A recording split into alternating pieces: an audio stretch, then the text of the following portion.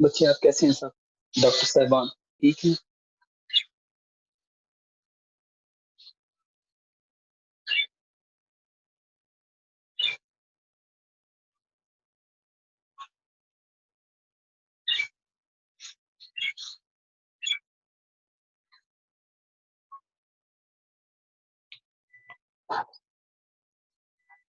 अल्लाह पाक आप सबको खुश रखे जी, आप जीते रहें।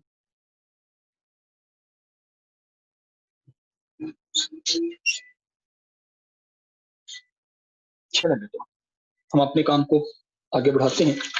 थोड़ी लेट हो गई।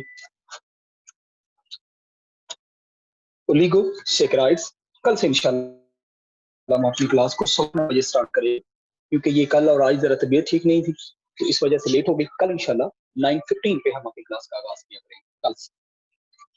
बेटा हमारा टॉपिक है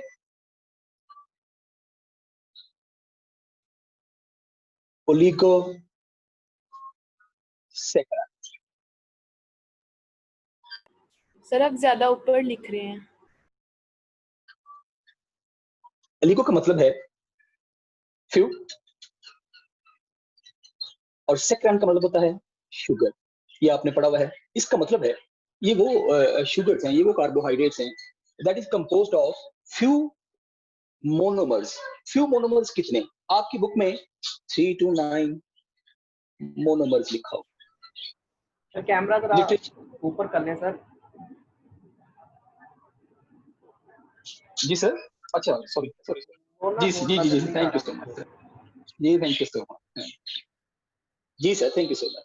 3 to 9 मोनोमर्स हैं। अच्छा, लेकिन मैं लिटरेचर पे कहीं हमें ऐसा भी मिलता है 3 to 10 मोनोमर्स का भी मिलता है लिटरेचर में, लेकिन जो आपकी किताब में है, जो आपकी बुक में लिखा हुआ है, वो सबसे वैलिड होता है। तो आप मेरा बेटा अपनी बुक वाला ही रेफरेंस लीजिएगा, क्योंकि मैं आपको बता रहा हूँ लिटरेचर के अंदर बाज़ जगहों पे 3 to 9, 3 to 10, 3 to 11 भी मिलते हैं। मतलब वो sugars that are composed of 3 to 9 monomers, they are oligosaccharides. The sugars that are composed of 3 to 10 monomers, they are also known as oligosaccharides. और मैंने एक जगह पे लिटरेचर के अंदर 3 to 11 monosaccharides के बारे में भी पढ़ा था। Oligosaccharides are those carbohydrates that are composed of 3 to 11 monosaccharides। लेकिन आपकी बुक का वाला जो रेफरेंस है वो सबसे ज्यादा बेहतरीन होता है। मतलब आप इसको कह सकते हैं 3 to 9 monosaccharides, they are known as oligosaccharides। हम बेटा इसमें कल इसके कैरेक्टर्स कर चुके हैं। मैंने आपको बताया they are less sweet in taste, less soluble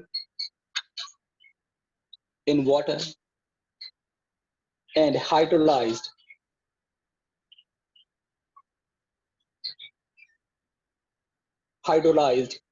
into monomers। और ये उतने मोनोमर्स में हाइड्रोलाइज हो सकता है जितने मोनोमर्स के ऊपर ये कंपोज होता है। For example disaccharides composed of 2 monomers, trisaccharides composed of 3 monomers। तो मतलब आप कह सकते हैं the sugars, the oligosaccharides, they can be hydrolyzed into 2 monomers। वो कौन सी होगी? डाइसैकराइड। जो 3 मोनोमर्स में होगी ट्राइसैकराइड, जो 4 में होगी टेट्रासैकराइड, जो 5 में होगी पेंटासैकराइड, जो 6 में होगी हेक्सासैकराइड। मतलब आप इस तरह से इसको क्लासिफाई भी कर सकते हैं और आप कह सकते हैं कि each oligosaccharide they can be hydrolyzed into its monomers, जितने वो मोनोमर्स के ऊपर कंपोस्ट होता है। देखिए बेटा, एक चीज आपने अभी जो आपकी बुक में नाम लिखे हुए हैं वो 3 शुगर्स हैं। एक माल्टोज का जिक्र है,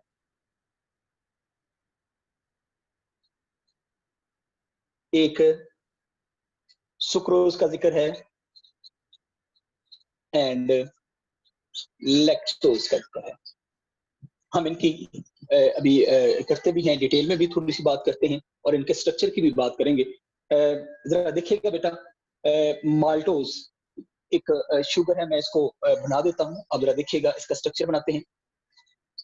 ये ग्लूकोज का स्ट्रक्चर है जो कल हमने, और आपने मुझे बताना है, चले मेरा पुत्र मुझे बताइएगा, अल्फा ग्लूकोज है या ये बीटा ग्लूकोज है, जल्दी से। Alpha glucose. This is alpha glucose, क्योंकि इसका जो हाइड्रोक्सिल ग्रुप है इट इज ओरिएंटेड डाउनवर्ड। इसके साथ एक और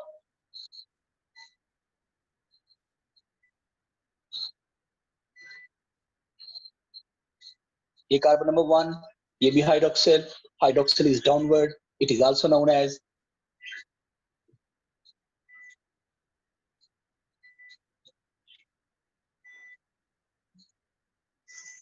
चलो मेरा बच्चा, ये मैंने 2 ग्लूकोज ड्रॉ किए। अच्छा, ये भी अल्फा ग्लूकोज, ये भी अल्फा ग्लूकोज। जब हम बेटा इसको देखेंगे, ये कार्बन नंबर 1,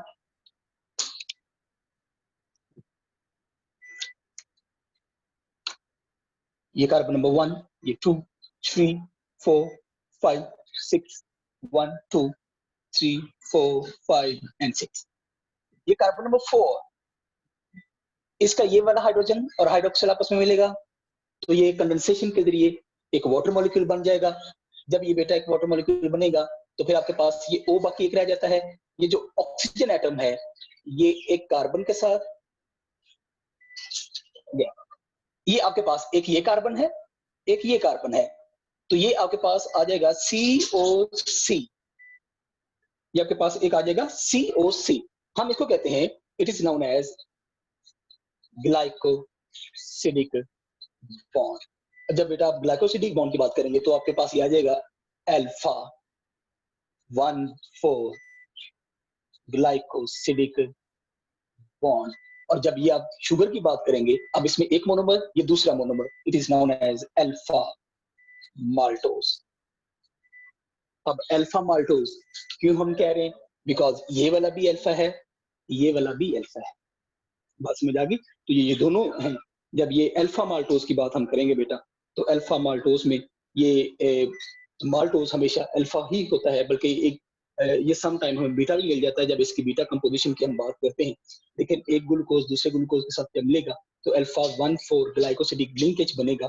जब एक ग्लूकोज और दूसरा ग्लूकोज मिल जाए तो फिर ये एक डाइसैकेराइड बनती है जिसका नाम है माल्टोज शुगर। इसी तरह जब हम बात करेंगे सुक्रोज की, इसको मैं रेज कर रहा हूं, ये आपने स्ट्रक्चर ध्यान में रखना है, बल्कि कोशिश किया करें इसको साथ साथ ड्रॉ कर लिया करें।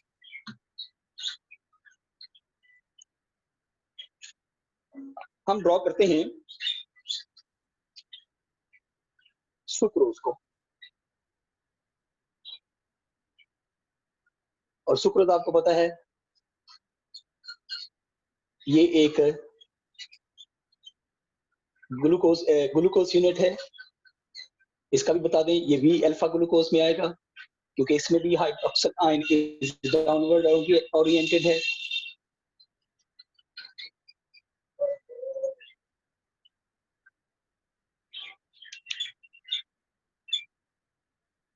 एक इसमें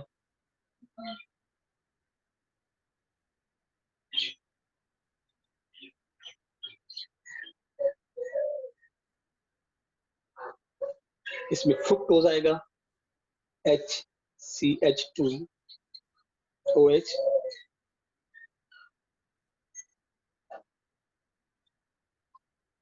CH2OH, यहाँ पे एक OH, HOH, HOH। अब जरा कार्बन नंबर इसके काउंट कीजिएगा। ये कार्बन नंबर 1, ये 2, 3, 4, 5 एंड 6 आपको पता है। ये ग्लूकोज है और ये फ्रुक्टोज है। इसमें अब जरा देखिएगा, ये बेटा हाइड्रोक्सिल और हाइड्रोजन, इनमें से कंडेंसेशन प्रोसेस के जरिए वाटर निकल जाएगा, फिर COC के दरमियान बॉन्ड बनेगा, लेकिन ये बॉन्ड डिफरेंट है। ये है, आप इस बॉन्ड को देखेंगे अल्फा 1,2 ग्लाइको एसिडिक लिंकेज। और जब बेटा दो मोनोमर आपस में मिले लाइक ग्लूकोज एंड फ्रुक्टोज, तो ये आपके पास बन जाती है एक sucrose molecule which is a disaccharide. ये भी आपने बेटा अपने ज़हन में इसको रखनी है। जब आप तीसरे की बात करते हैं जिसमें लैक्टोज शुगर आती है,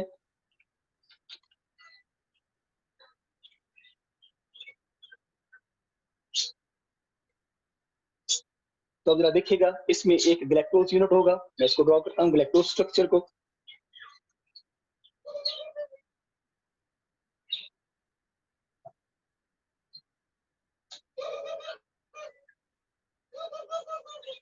ये ग्लैक्टोज आपके सामने ड्रॉ कर रहा हूं मैं।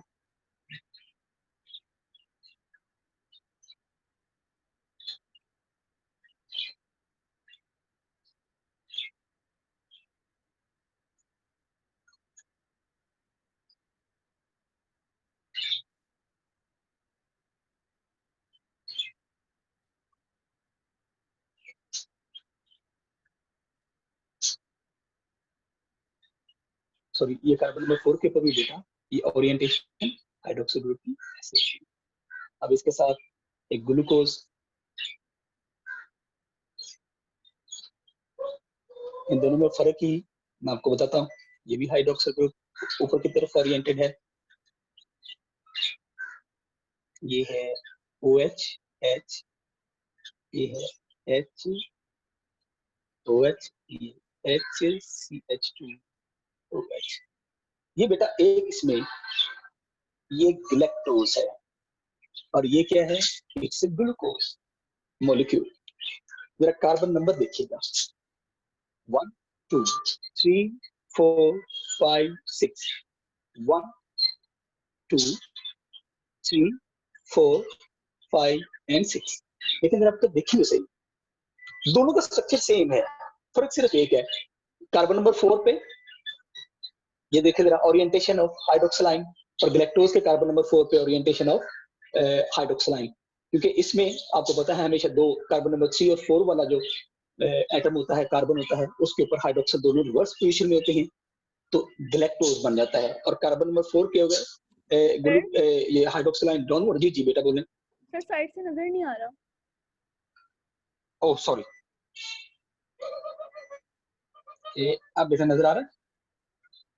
जो ग्लैक्टोज है इसके कार्बन नंबर 4 के ऊपर हाइड्रोक्सिल ओरिएंटेड अपवर्ड, और जो ग्लूकोज है उसके कार्बन नंबर 4 के ऊपर जो हाइड्रोक्सिल होता है वो डाउनवर्ड होता है। ग्लैक्टोज और ग्लूकोज में यही फर्क है, बाकी दोनों का स्ट्रक्चर एक जैसा होता है। अच्छा अब जरा देखना बेटा, ये हाइड्रोक्सिल और ये हाइड्रोक्सिल, ये जो हाइड्रोजन और ये जो हाइड्रोक्सिल है, तो ये कंडेंसेशन प्रोसेस के जरिए वाटर बना देंगे और आपके पास ये बॉन्ड बन जाएगा। अब इसका नाम है, it is called as beta 1,4 glycosidic bond. तो ये मेरा पुत्र डाइसैकेराइड बन गई और इस डाइसैकेराइड का नाम है लैक्टोज। तो ये मेरा पुत्र आपने तीनों स्ट्रक्चर ध्यान में रखने हैं, ये आपको जरूर पूछे जा सकते हैं। ठीक हो सर गया? ये बीटा क्यों है? इसमें ग्लूकोज तो अल्फा है, तो बीटा क्यों?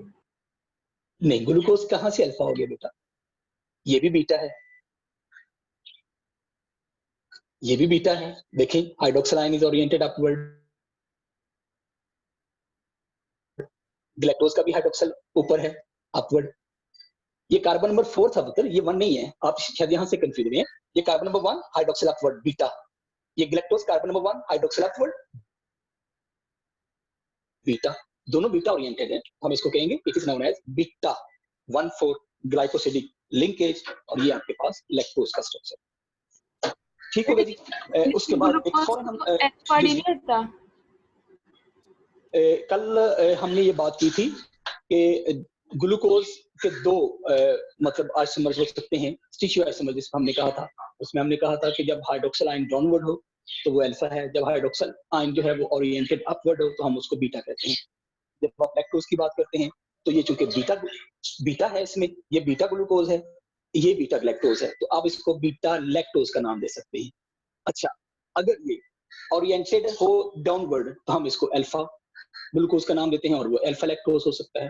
तो मतलब ये डिपेंड करता है कि आपने किस तरह से इसको बना दिया है। सर ये चीज पता है कि एच ग्रुप कौन दे रहा है और एच ग्रुप कौन दे रहा है? जब आप बात करते हैं इसकी हाइड्रोक्सिल ग्रुप की भी और हाइड्रोक्सिल की, तो ये मेनली डिपेंड नहीं करता कि मतलब बड़ा हार्ड एंड फास्ट रूल है कि हाइड्रोक्सिलाइन सिर्फ ग्लूकोज देगा या हाइड्रोक्सिलाइन सिर्फ ग्लैक्टोज देगा।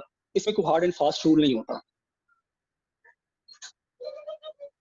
चलिए हम बात करते हैं, एक टर्म है छोटी सी, and that is reducing sugars.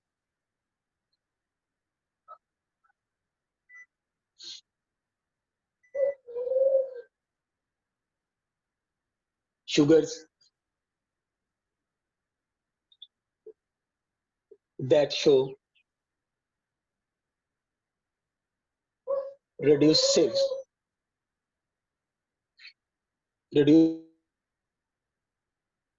Activity, या अगर आप कह लें कि वो शुगर्स जो रिड्यूसिंग एजेंट के तौर पे काम करते हैं, हम उसको कहते हैं कि ये रिड्यूसिंग शुगर है।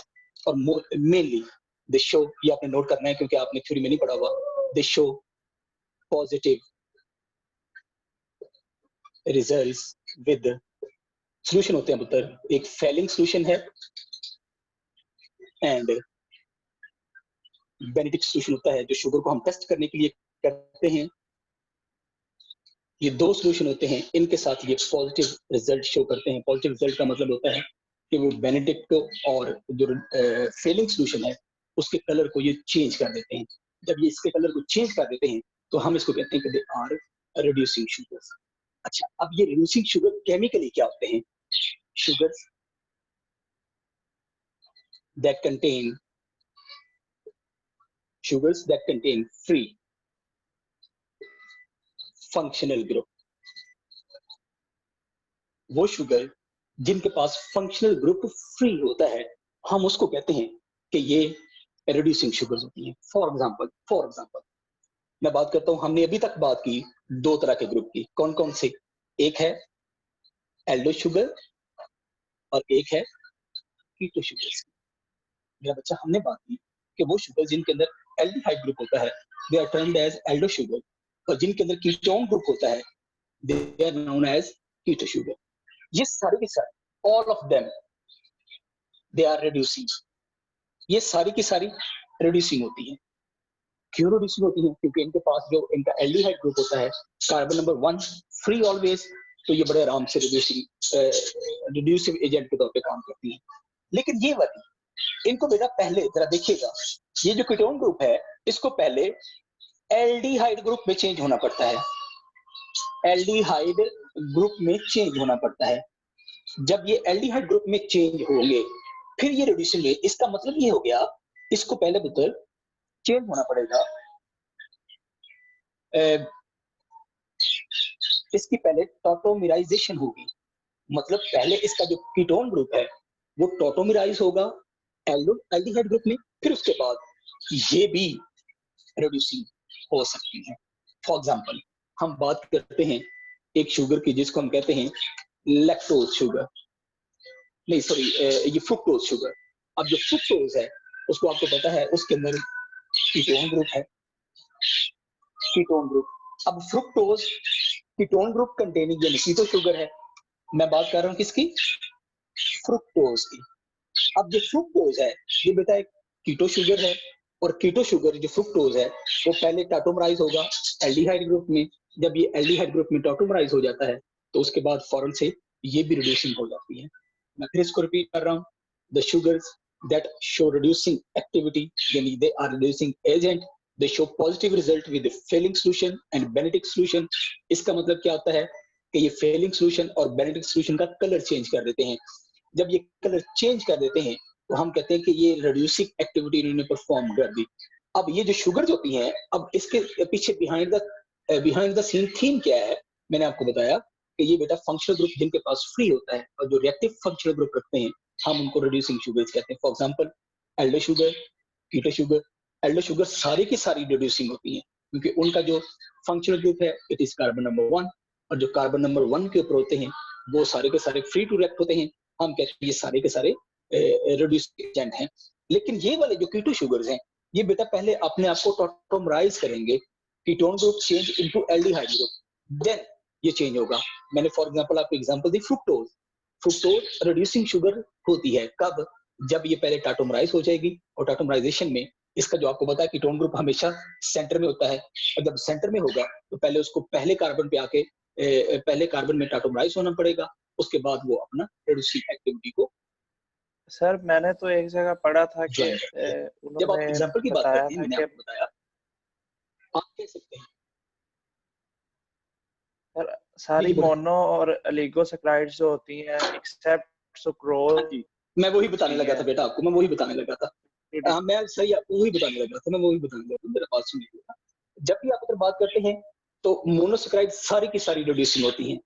अच्छा, ओलिगोसेक्राइड भी रिड्यूसिंग होती हैं, लेकिन विद फ्यू एक्सेप्शन जो पॉलीसेक्राइड होती हैं वो बेटा रिड्यूसिंग हो सकती हैं, में आपको मिलेगा। बाकी मोनोसेक्राइड सारी की सारी, क्योंकि जिसके पास एल्डो ग्रुप है वो रिड्यूसिंग ग्रुप है वो टॉटोमराइज होके उसमें चेंज हो जाएगी। जब आप ओलिगोसेक्राइड की बात करेंगे तो उसमें भी free hydroxyl free functional group available होता है, वो भी चेंज हो जाती है, मतलब रिड्यूसिंग एजेंट के तौर पे काम करती है। और जो पॉलीसेक्राइड होते हैं with few exceptions they are also reducing sugar. ठीक है, चल हम फौरन से सर पॉलीसेकेराइड्स कैसे रिड्यूसिंग शुगर है? पॉलीसेक्राइड को वाइंड अप करते हैं, क्योंकि ये बोले बेटा। सर पॉलीसेकेराइड्स कैसे रिड्यूसिंग शुगर? क्योंकि कुछ एक्सेप्शंस के बाद उनके पास अवेलेबल होता है फ्री जो फंक्शनल ग्रुप है। फॉर एग्जांपल आपने ये उसको देखा होगा, जब आप स्टार्च की बात करते हैं वो भी बेनेडिक्ट सॉल्यूशन को चेंज कर देते हैं। अब ग्लाइकोजन की बात करें वो भी बेनेडिक्ट सॉल्यूशन के साथ रिएक्ट कर लेते हैं। तो जो इन सॉल्यूशन के साथ रिएक्ट करेगा वो तो रिड्यूसिंग शुगर है, और जो रिएक्ट नहीं करता वो रिड्यूसिंग शुगर नहीं है। तो इसका मतलब है जो रिएक्ट कर देता है उसके पास फ्री फंक्शनल ग्रुप अवेलेबल होता है ना। तो ये इस तरह से पॉलीसेक्राइड भी होती हैं with few exceptions they are reducing sugars, and with a few exceptions they are non reducing sugars. हम इसकी बात कल मजीद कर लेंगे, जरा मुझे प्लीज इसको वाइंड अप करने दीजिएगा पॉलीसेक्राइड्स को, फिर हम इंशाल्लाह आगे भी बढ़ेंगे इसको। What are polysaccharides?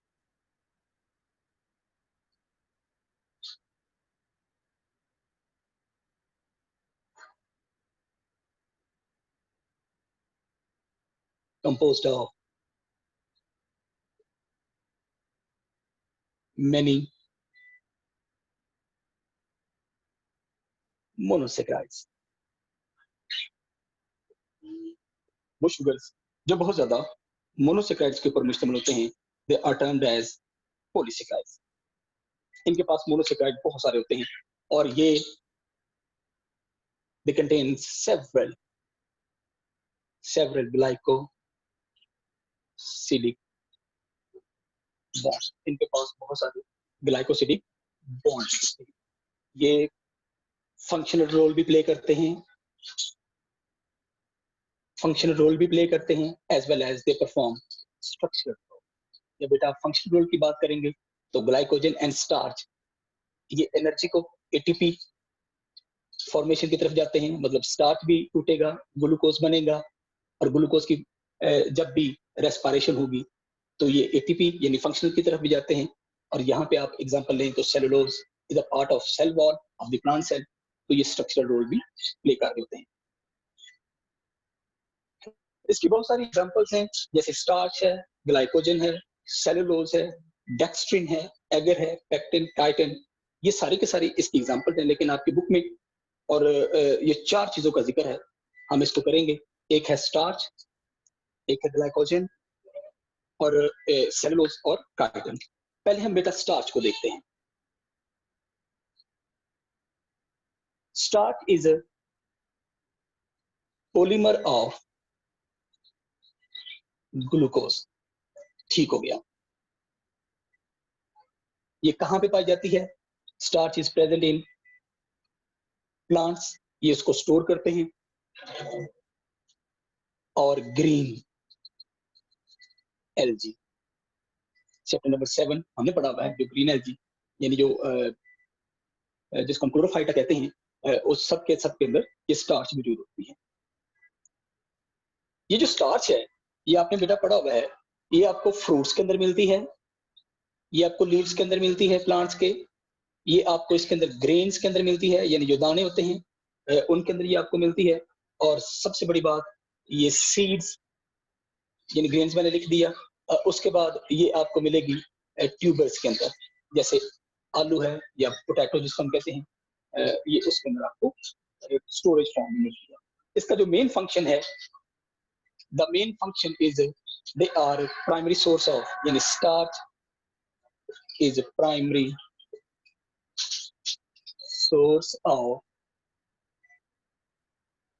source of food for animals।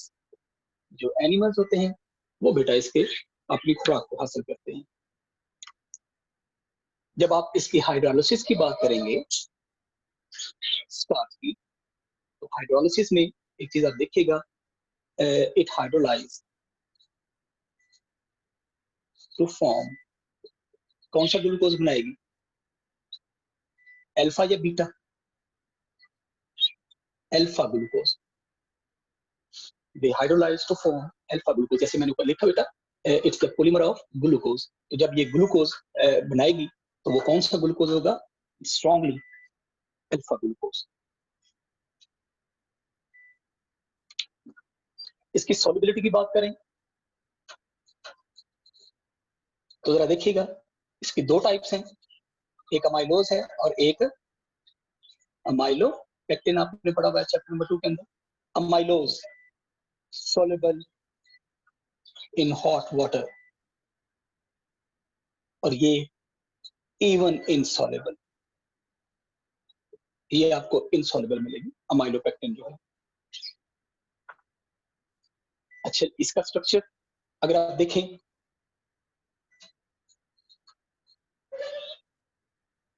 मैं आपको ये एरेज करके बना के भी दिखाऊंगा।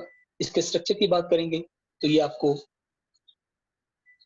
स्ट्रेट चेन में मिलता है, प्लस आपको ये ब्रांच भी मिलेगा। अब मेरा बेटा आपके ध्यान में जरूर आ रहा होगा, जब आप अमाइलोज की बात करेंगे तो वो स्ट्रेट चेन है। अच्छा, जब आप अमाइलोपेक्टिन की बात करेंगे तो वो स्ट्रेट चेन भी है और वो ब्रांच भी होता है। ठीक है, मैं इसको जल्दी से करता हूँ। Polysaccharides are those that are composed of many monosaccharides. They contain several, thousands of glycosidic bond. They have functional as well as structural role. Functional की बात करेंगे तो they store energy, यानी ग्लूकोज की फॉर्म में एनर्जी को ये form करते हैं। और स्ट्रक्चर की बात करेंगे तो सेलुलोज और chitin, they are part of the cell wall of plants। और जो काइटिन है it's a part of cell wall of fungi। जब आप स्टार्च की बात करते हैं, सबसे पहले मैंने स्टार्च को स्टार्ट किया, it is polymer of glucose. ये कौन बनाता है, जो ग्रीन प्लांट्स होते हैं और जो ग्रीन एल्गी है, दे बोथ सिंथेसाइज और स्टोर करते हैं एज देयर रिजर्व फूड के तौर पर। It is stored in the form of fruits, leaves, grains and stem tubers. जो स्टार्च होती है it's a primary source of food for the animals. मतलब जो प्लांट्स अपनी मेटाबॉलिकली जो चीज स्टार्च जो है जो बाकी बच जाती है उसको स्टोर करते हैं, उस स्टार्च को वी द एनिमल्स हम यूज करते हैं। जब ये हाइड्रोलाइज होगी, hydrolyse to form alpha glucose. इसकी सॉल्युबिलिटी की बात करें तो amylose slightly very rarely soluble in hot water. Amylopectin is even insoluble in hot water। जब स्ट्रक्चर की बात करेंगे तो ये स्ट्रेट चेन भी होता है, मैं आपको अभी बना के भी दिखाऊंगा, और ये ब्रांच भी होता है। Straight chain amylose straight chain होता है, और जो ब्रांच होता है वो बेटा अमाइलोपेक्टिन होता है। इसमें कौन कौन से बॉन्ड होते हैं हम आगे चलकर इसकी भी बात करें। अच्छा, मैं इसको रेस करता हूं ताकि हम इसका स्ट्रक्चर ड्रॉ कर सकें।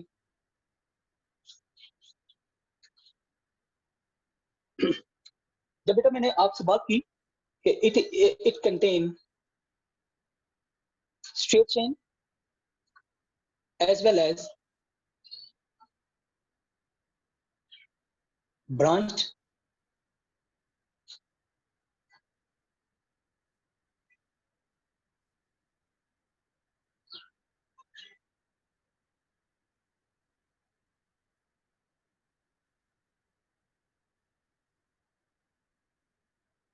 ये स्ट्रेट चेन है, ये ग्लाइकोसिडिक बॉन्ड, जिसको मैंने आपके सामने नाम दिया अल्फा 1,4 ग्लाइकोसिडिक बॉन्ड।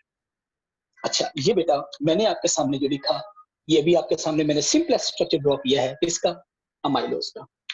लेकिन जब बेटा आप कहते हैं it's composed of straight chain structure, तो ये तो अमाइलोज हो गया, जिसमें आपके पास बॉन्डिंग कौन सी है? अल्फा 1,4, मतलब ये 1 2 3 4 5 और यहाँ पे CH2OH। अब इसको CH2OH, यहाँ पे भी आप CH2OH, ये कार्बन नंबर 6 में बना रहा हूँ। ठीक हो गया। अच्छा, alpha 1,4 glycosidic linkage is present between amylose सब यूनिट्स, जो मोनोमर्स हैं। लेकिन मेरा पुत्र जब आप देखेंगे, आप बात करेंगे अमाइलोपेक्टिन की, तो उसके अंदर आपको मिलेगा अल्फा 1,4 ग्लाइकोसिडिक बॉन्ड, और साथ आपको मिलेगा अल्फा 1,6 ग्लाइकोसिडिक बॉन्ड। दो बॉन्ड आपको मिलते हैं। अब ये उसके स्ट्रेट चेन में है, जैसे मैंने अमाइलोज के अंदर ड्रॉ किए हैं, ये वाले अल्फा 1,4 मिलेगा। लेकिन ये वाला कहां पे होगा? Alpha 1,6 glycosidic bond is present in branches. Branches कहां पे बनेंगी जरा देखिए।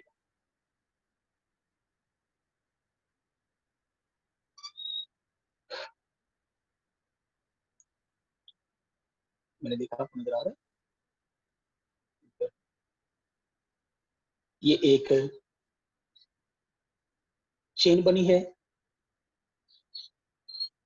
ये भी ग्लूकोज, और ग्लूकोज कौन से हैं? जिसमें अल्फा 1,4 ग्लाइकोसिडिक लिंकेज, ये भी अल्फा 1,4, ये भी अल्फा 1। लेकिन यहाँ पे देखिएगा, कार्बन नंबर 1 ये हाइड्रोक्सिल ग्रुप, ये हाइड्रोजन ग्रुप। जब ये कार्बन नंबर 1 होगा तो फिर पुत्र हम कहेंगे ये हाइड्रोक्सिल और ये हाइड्रोजन के दरमियान एक बॉन्ड बनेगा, जो मैंने पहले से रिमूव कर दिया हुआ है। ये बॉन्ड बन गया। अब जब ये बॉन्ड बनेगा तो हम इसको कहते हैं बेटा, it is alpha 1,6 glycosidic linkage present between branch. लेकिन एक चीज का आपने ख्याल रखना है बेटा, जब आप बात करते हैं ब्रांच की, तो branch itself contain 1,4 glycosidic linkage, itself it is contain 1,4 glycosidic linkage. ये तो इस साइड पे करते हैं, ये कार्बन नंबर 1।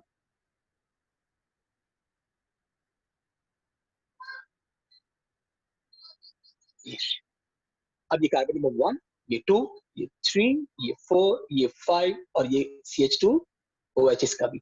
अब जरा मैं आपको ये दिखाना चाह रहा हूं बेटा, जब ब्रांच अराइज होगी it contain alpha 1,6 glycosidic linkage, लेकिन जब ब्रांच चल रही होती है तो उसके अपने अंदर भी अल्फा 1,4 ग्लाइकोसिडिक लिंकेज। सिर्फ ब्रांच बनते वक्त जो बॉन्ड मौजूद होगा, it is alpha 1,6 glycosidic linkage. ठीक है, यहाँ पे एक पॉइंट आप जरूर ऐड करेंगे, मैं आपको ऐड करवा दूं कि जब भी हम स्टार्च खाते हैं, वो ह्यूमन, मैं ह्यूमन की बात कर रहा हूँ, जब भी हम स्टार्च खाते हैं तो हमारे पास एक एंजाइम होता है जिसको हम अमाइलेज एंजाइम कहते हैं। अमाइलेज एंजाइम क्या करता है? अल्फा 1,4 ग्लाइकोसिडिक बॉन्ड को ब्रेक कर देता है। जब ये इसको ब्रेक करेगा, this glucose is released for respiration. ये इसको ब्रेक करेगा, this glucose is released for respiration. लेकिन ये कभी भी जो हमारा अमाइलेज एंजाइम होता है, it can not break alpha 1,6 glycosidic linkage. तो ये जो दो यूनिट होते हैं ये ऐसे ही रह जाते हैं। अच्छा, ये जो अमाइलोपेक्टिन है, बताने का मकसद ये है, अमाइलोपेक्टिन हमें कभी डाइजेस्ट नहीं होती। क्यों? क्योंकि हमारी बॉडी के अंदर उसका एंजाइम नहीं है। We contain only the enzyme to digest alpha 1,4 glycosidic linkage, जो अमाइलोज को डाइजेस्ट करता है। इसलिए हमारी बॉडी के अंदर अमाइलेज एंजाइम सलाइवा के अंदर बनता है, जो कि डाइजेशन को स्टार्ट करता है। अच्छा, ये तो हो गया जो मैंने आपको बताया कि ये स्टार्च है। मैं फिर इसको रिपीट करता हूँ, amylose straight chain alpha 1,4 glycosidic linkage, amylopectin straight as well as branch chains के अंदर अल्फा 1,4 ग्लाइकोसिडिक लिंकेज, ये भी चेन अल्फा 1,4 ग्लाइकोसिडिक लिंकेज, इसके ऊपर बनेगी अल्फा 1,4 ग्लाइकोसिडिक लिंकेज। लेकिन जब ब्रांच बनना स्टार्ट होगी तो at the time of branching alpha 1,6 glycosidic linkage, and we the human being can only digest alpha 1,4, क्योंकि हमारे पास अमाइलेज है। हम अमाइलोज को डाइजेस्ट कर सकते हैं, अमाइलोपेक्टिन को नहीं। एक चीज आपने याद रखनी है, इट गिव्स, आपको पता है ब्लू कलर विद आयोडीन, ये आयोडीन के साथ आपको ब्लू कलर देगा। ये पॉइंट अभी आपने जहन में रखना है, मैं आपको आगे चलकर इसका जवाब भी देता हूँ। फौरन से हम स्टार्ट करते ही ग्लाइकोजन एंड द पॉलीसेकेराइड।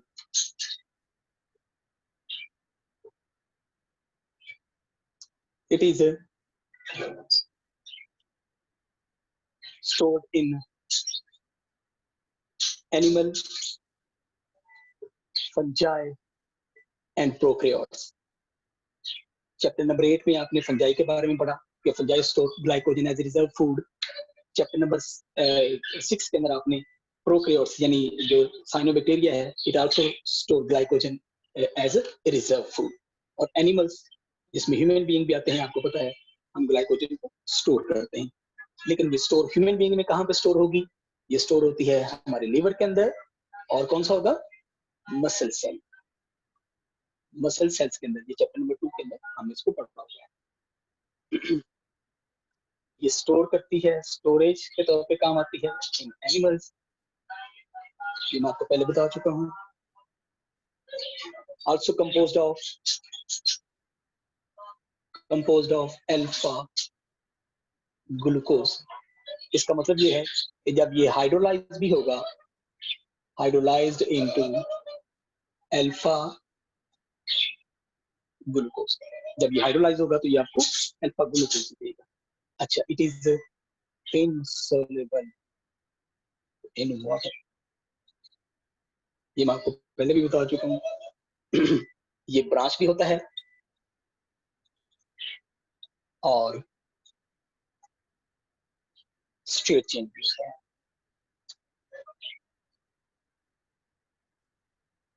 चलो मेरा बच्चा जरा देखिएगा, इसके अंदर आपको अल्फा 1,4 ग्लाइकोसिडिक बॉन्ड भी मिलता है और अल्फा 1,6 ग्लाइकोसिडिक बॉन्ड भी मिलता है। ये तो बिल्कुल वही स्टार्च वाली बात होगी ना। जब हम ड्रॉ करते हैं, फिर मैं आपको एक और चीज बताऊं जो बड़ी इंपॉर्टेंट है इसमें। बिल्कुल वही स्ट्रक्चर तो मैंने आपके सामने पहले ड्रॉ किया।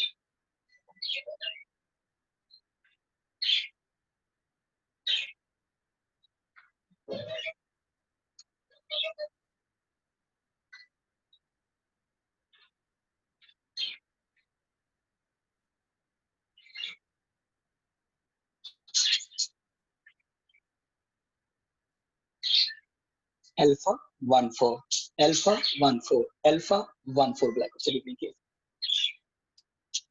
CH2OH, CH2OH, CH2OH, CH2OH। अच्छा, ये सारे के सारे मैंने आपके सामने लिखे, अल्फा 1,4 ग्लाइकोसिडिक बॉन्ड, ये सारे के सारे। अच्छा, इसमें भी जब चेन बनेगी तो चेन के अंदर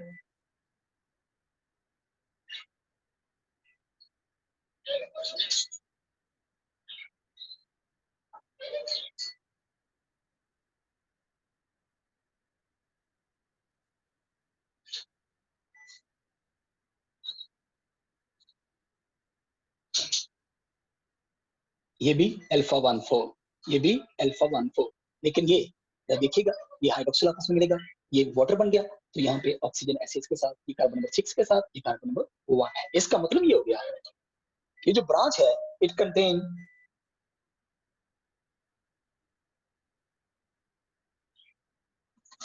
ये ब्रांच है it contain alpha 1,6 glycosidic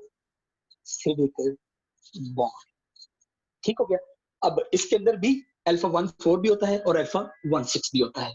it is composed of, जिन में रखा है आपने ये बात, it is composed of alpha glucose, यानी जब ये हाइड्रोलाइज करेगा ये अल्फा ग्लूकोज आपको देगा।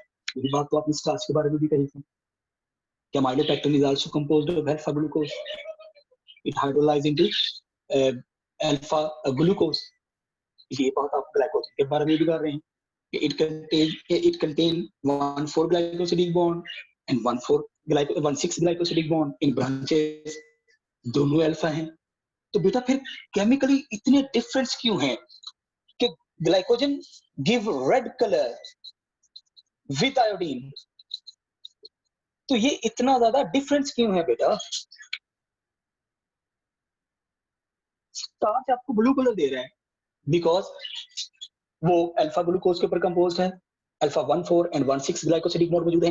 ग्लाइकोजन आपको रेड कलर दे रहा है बिकॉज उसमें अल्फा ग्लूकोज मौजूद है, उसमें अल्फा 1,4 और अल्फा 1,6 ग्लाइकोसिडिक बॉन्ड मौजूद होते हैं। अच्छा, दोनों की सेम बातें हो गई, तो फिर वो ब्लू कलर क्यों दे रहा है और ये रेड कलर क्यों दे रहा है? क्या ये केमिकल रिएक्टिविटी है?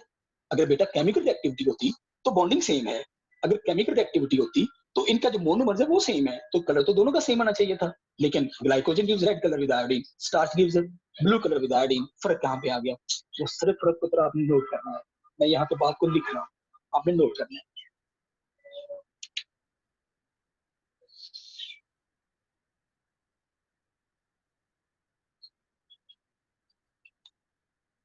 In glycogen, branch arise after 10th monomer.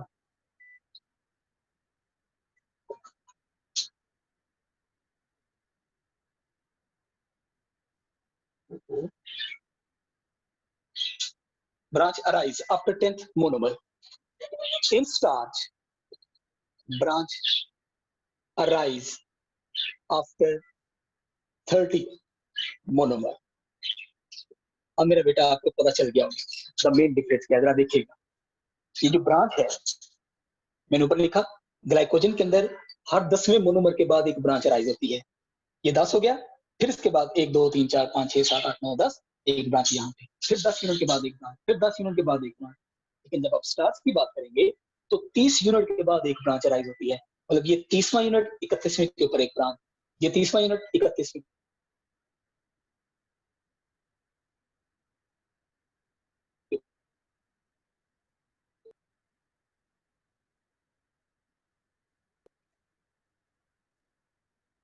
is profusely branched compound। क्यों बेटा? क्योंकि स्टार्च के अंदर एक ब्रांच होगी तो ग्लाइकोजन के अंदर 3 ब्रांचें हो जाएंगी, मतलब उसमें हर 10वें यूनिट के बाद एक ब्रांच है, इसमें हर 30वें यूनिट के बाद एक ब्रांच है। अच्छा, अब आपने बात गौर से सुनी है, क्योंकि ये ज्यादा ब्रांचिंग होती है ग्लाइकोजन के अंदर, तो जब हम आयोडीन को उसके ऊपर डालते हैं तो जो आयोडीन होता है उसका मॉलिक्यूल उसके अंदर ट्रैप इस तरीके से हो जाता है कि it reflect only red colour to our eyes, सिर्फ रेड कलर ही आईज में आता है। इसलिए हम कहते हैं कि ग्लाइकोजन आपको रेड कलर देता है। जब स्टार्च के अंदर प्रोफ्यूजली ब्रांच नहीं होते तो जो आयोडीन का मॉलिक्यूल है वो उसके अंदर ट्रैप ही इस तरीके से होता है कि it gives blue colour to you. ये कोई केमिकल रिएक्टिविटी नहीं है, आप ये नहीं कह सकते कि आयोडीन रिएक्ट करेगा विद स्टार्च तो आपको ब्लू कलर देगा, आयोडीन रिएक्ट करेगा विद ग्लाइकोजन तो आपको वो रेड कलर देगा, नहीं, ये रिएक्टिविटी नहीं होती, it is actually the reflection of the light. क्योंकि ग्लाइकोजन प्रोफ्यूजली ब्रांच होता है, ज्यादा ब्रांचिंग होती है, उसके अंदर आयोडीन के मॉलिक्यूल ट्रैप इस तरीके से बेटा हो जाते हैं कि वो आपको सिर्फ रेड लाइट को रिफ्लेक्ट करते हैं, तो हमें रेड नजर आता है। और जब आप उसकी स्टार्च की बात करेंगे तो स्टार्च के अंदर हर 30वें यूनिट के बाद एक ब्रांच, मतलब ब्रांचिंग कम हो जाती है, तो वो आपको ब्लू कलर रिफ्लेक्ट करता है, तो हमें वो ब्लू नजर आती है, otherwise there is no chemical activity. Note कर लिया आपने? चलो हम आगे चलते हैं और वी स्टार्ट सेलुलोज।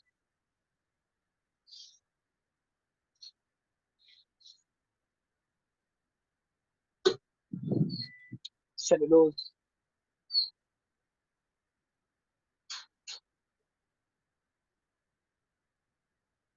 ये जो सेलुलोज होते हैं they are present in plant cell. इसके बाद ये जो ग्रीन एल्गी है ये उनमें मौजूद होता है, और आपने पढ़ा हुआ है चैप्टर नंबर 2 के अंदर कि cotton is a pure form of cell.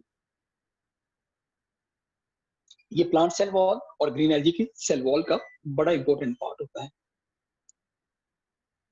Main part of plant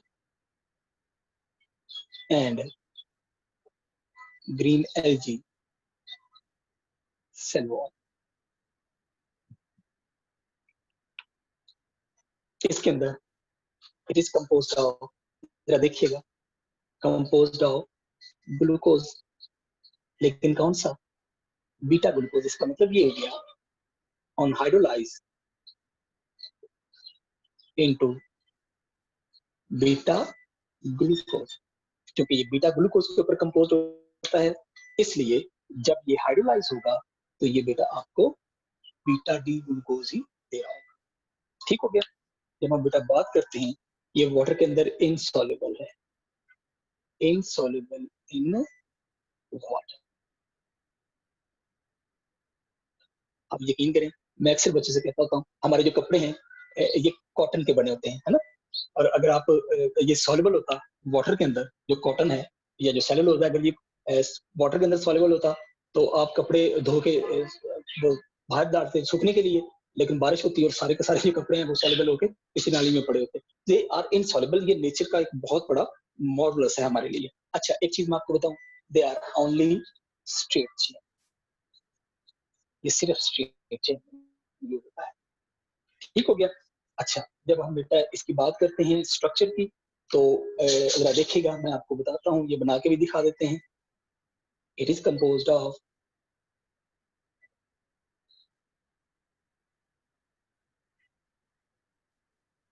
carbon number 1 OH, H, H, OH, OH, H, H, OH, HCH2, OH। ये मेरे बेटे जानते होंगे, मैंने आपके सामने ड्रॉ किया है। तो कौन सा? Beta glucose.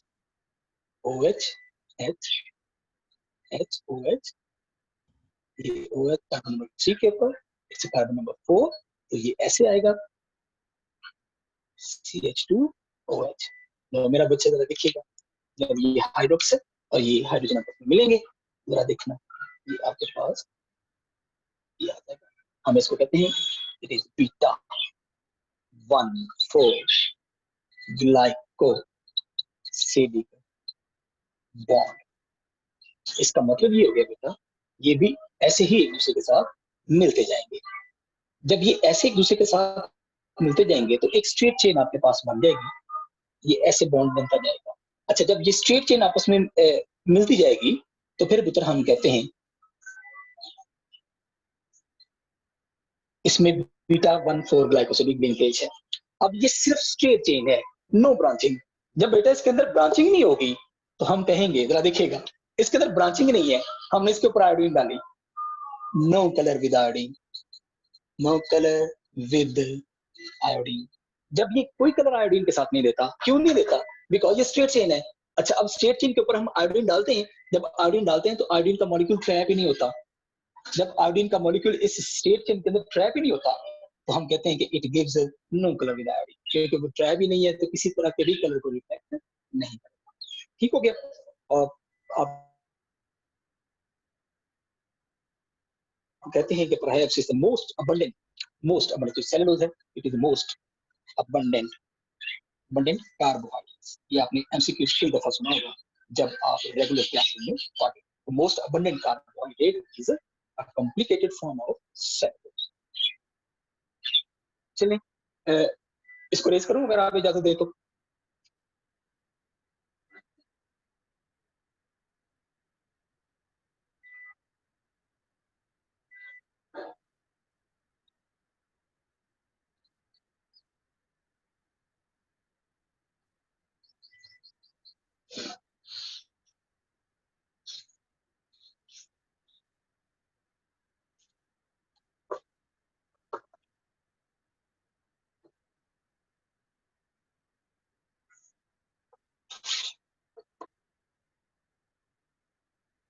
मैं अच्छी बात रखता हूँ, अब उसको देख लीजिएगा।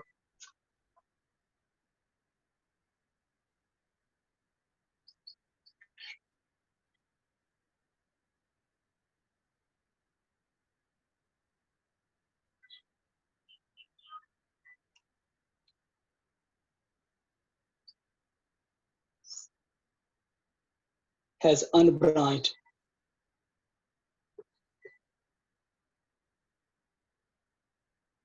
chains of glucose and is soluble in water. Option A, amylopectin. Option B, cellulose. Option C, amylose. And option D, glycogen. It's a very much easy question.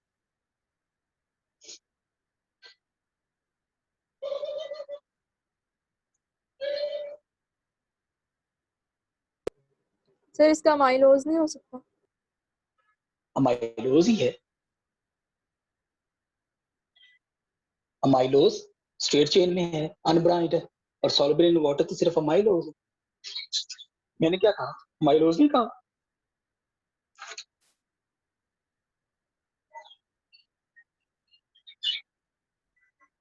Amylose is right option. चलिए बेटा जरा देखिएगा, एक मुझे जरा और बता दें।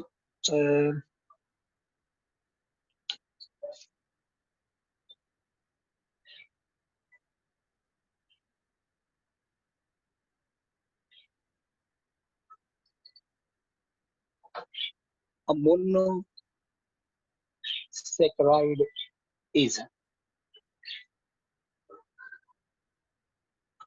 lactose,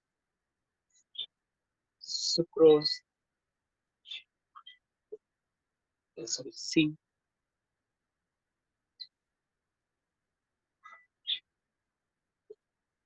ribose and D, maltose। चलो मेरा बेटा, इसमें राइट ऑप्शन कौन सी है? जल्दी से। Ribose, option C. ठीक हो गया? हाँ जी, ribose is a monomer. Sir अगर ऊपर वाले क्वेश्चन में हम करें unbranched chain of glucose and is insoluble in water, तो फिर उसका आंसर क्या बनेगा? फिर जहाँ रिपीट करो जरा। सर ऊपर वाली मतलब लाइन सेम रहे और नीचे सॉल्युबल को इनसॉल्युबल कर दें हम, तो ऊपर वाले का आंसर क्या बनेगा? फिर आपके पास सेलुलोज। ठीक, थैंक यू। अच्छा चलें, एक और क्वेश्चन है, मैं आपके सामने एक और रखता हूँ एमसीक्यू सामने, इसको भी देखिएगा। जो भाई का क्वेश्चन है वो ये है, कहते हैं वो ऊपर वाली अगर स्टेटमेंट हम सेम रखें और सिर्फ इसको ये लिख दें and is insoluble in water, then वो सिर्फ सेलुलोज है। ठीक हो गया? क्योंकि cellulose is unbranched and insoluble in water. Very good. अच्छा, इसके बाद एक और क्वेश्चन आपके सामने रखते हैं, फिर इंशाल्लाह हम इसको प्रोटीन को कल स्टार्ट करेंगे और कल इसको खत्म भी करेंगे। The most common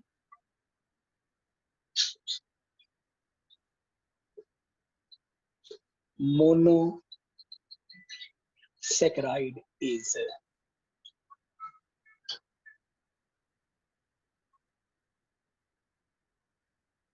A, maltose,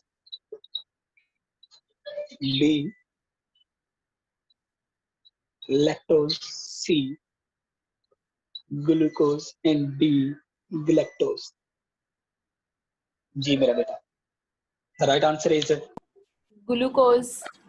yes, glucose। monosaccharide glucose बहुत ज्यादा। अच्छा चलो एक और हम प्रैक्टिस के लिए कर लेते हैं। immediate source of energy। Option आपके पास हैं सुक्रोज, बी आपके पास है फैट, सी आपके पास है ग्लूकोज और डी आपके पास है स्टार्च। चलो मेरे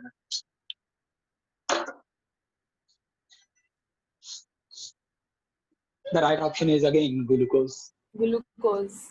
हाँ जी, ग्लूकोज इज राइट ऑप्शन है, क्योंकि ये इमीडिएट सोर्स ऑफ रेस्पिरेशन में यूज होता है, इसलिए हम इसको कहते हैं इमीडिएट सोर्स ऑफ एनर्जी। ठीक हो गया जी। तो हम इंशाल्लाह बाकी प्रोटीन को कल स्टार्ट करके और कोशिश करेंगे कि लिपिड्स को भी उसमें वाइंड अप करके, और इंशाल्लाह हम डीएनए कल अपनी क्लास 9:15 पे स्टार्ट होगी क्योंकि मैंने आपको बताया कि आज और कल तबीयत ठीक नहीं थी, तो अल्हम्दुलिल्लाह बहुत फर्क है। इसलिए कल हम 9:15 बजे यानी 9:15 पे अपनी क्लास का आगाज करेंगे। अपना ख्याल रखिएगा।